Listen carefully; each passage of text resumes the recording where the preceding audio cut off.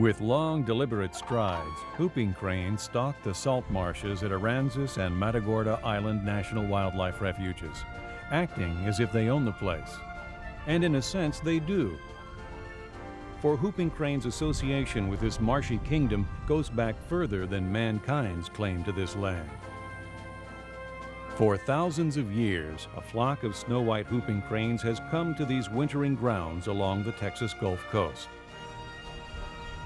Every fall, they arrive to spend the colder months in vast, open salt marshes, rich with crabs and other marine life. And every spring, the birds leave the refuge to migrate north, undertaking an extraordinary 2,500-mile journey to nesting grounds in northern Canada. This impressive migratory ritual would be cause enough to admire these birds. But there's another reason to feel awe in their presence, for the birds at Aransas and Matagorda Island are the last natural flock of migratory whooping cranes left in the world. Due to loss of habitat and hunting, their population had plummeted to about 15 birds in the 1940s, making them one of the most severely endangered species on Earth. Although they remain on the endangered species list, the cranes have staged an impressive comeback. Today, the flock numbers about 200 birds. Understandably, a glimpse of these elegant birds is the highlight for many refuge visitors. Whooping cranes get their name from their shrill trumpeting call, which can be heard for nearly 2 miles. They're also distinguished by their unusual height. At nearly 5 feet tall, they're nearly as tall as a human. But whooping cranes are not the refuge's only reason for being.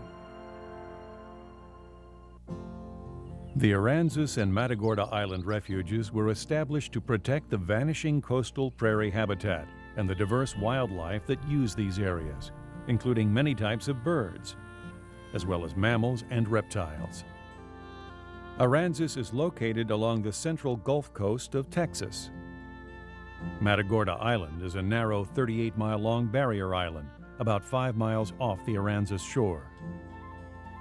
The two refuges together encompass about 115,000 acres.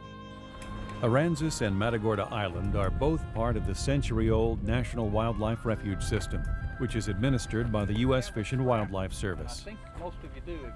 The system includes more than 500 refuges throughout the United States, established to conserve, protect, and enhance fish, wildlife, and plants and their habitat. For all of the appeal of whooping cranes, Aransas and Matagorda Island have other species of birds to brag about. Nearly 400 of them, in fact. Many wading birds and shorebirds are attracted to the refuge's nutrition-packed marshes and bays. One of the most striking is the roseate spoonbill.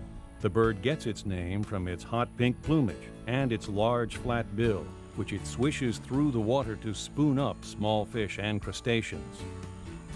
While the roseate spoonbill is one of the refuge's year-round residents, others like neotropical songbirds and hummingbirds are temporary visitors. They stop at the refuges to rest and refuel in spring and fall as they travel between northern breeding grounds and Central American wintering areas.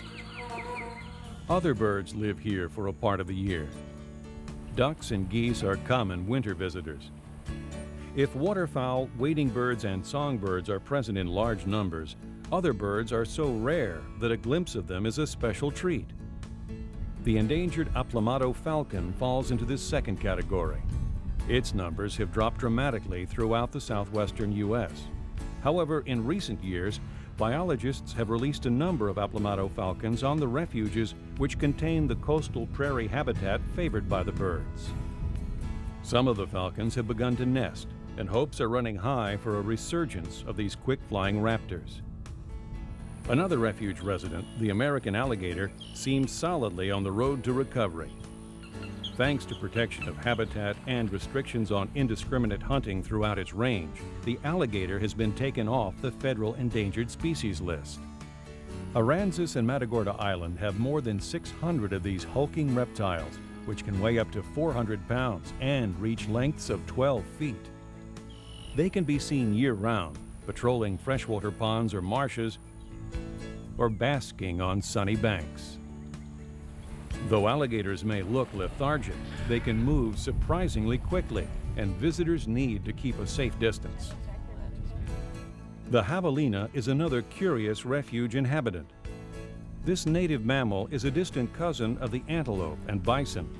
People often confuse javelinas with another refuge resident, the feral hog. You can tell a feral hog by its bristly back, floppy ears, and straight tail. They are the offspring of domestic hogs that mated with wild boars imported for a local game preserve. Feral hogs are aggressive foragers that compete with the other native species for food and root up soil and plants. Because the hogs have large litters, the refuges face challenges controlling their numbers.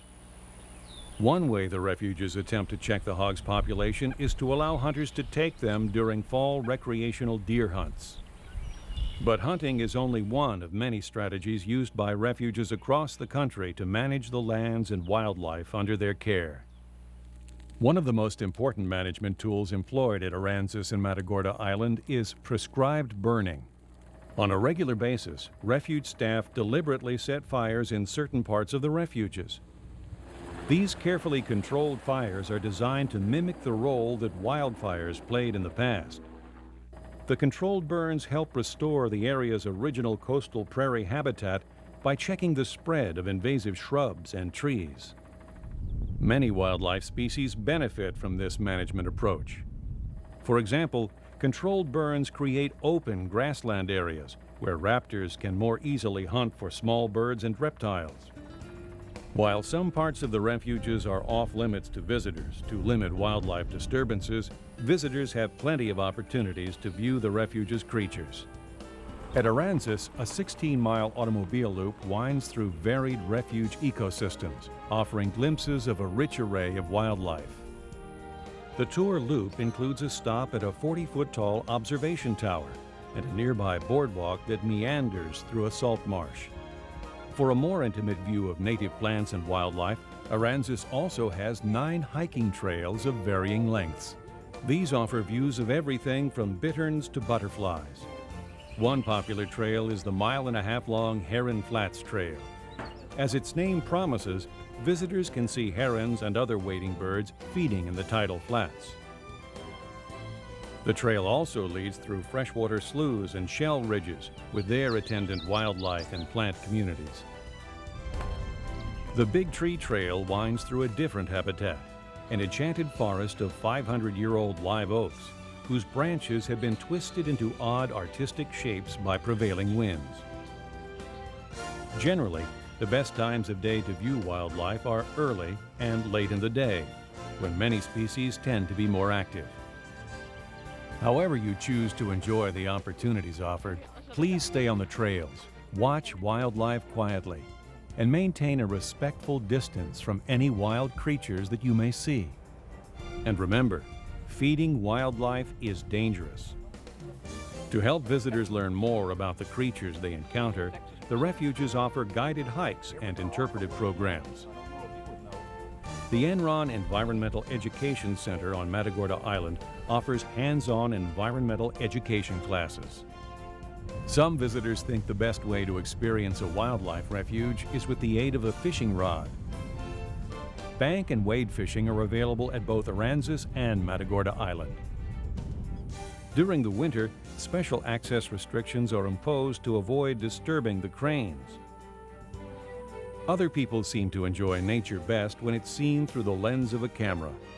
Photographers find endless photo possibilities at the two refuges, especially at scenic Matagorda Island.